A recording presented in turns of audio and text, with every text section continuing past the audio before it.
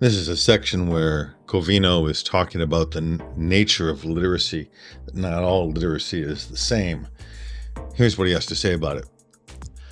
Arresting literacy upholds determinate correspondences between signs, meanings, and behaviors.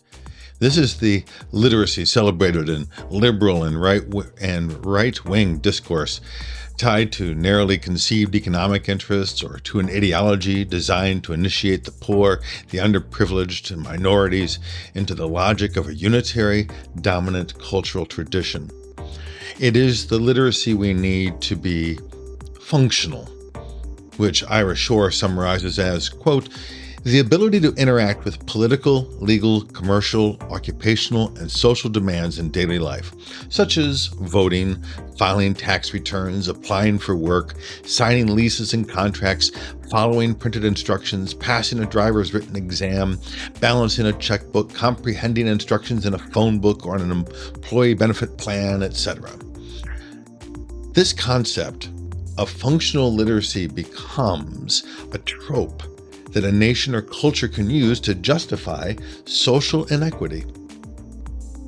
Basically, what Covino is saying here is that all the things that we imagine that we should be educating people about, just being functional, getting by in daily life, at the same time as being practical, also serves to limit us, to secure us down to a single spot, a single way of living, the way the culture currently is. Now, if that culture is broken, if that culture is limiting, if that culture is arresting, well, then the education of literacy also serves not just to get along, but to limit how we think.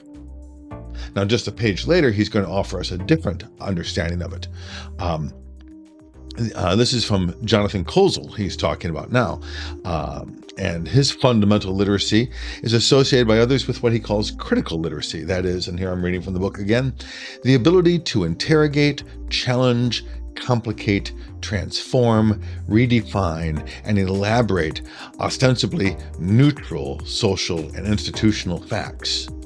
This literacy requires the capacity for a dialectical thinking by positing knowledge and language as an ongoing critique in which conclusions lead to further questions, oppositions, and relationships. In other words, basically Covino saying, hey, there's another way to do this. Go ahead and get that practical idea and go ahead and learn to function in all these ways, but don't do it without also interrogating, asking questions, transforming, redefining, changing. That's critical literacy. It's a cool book.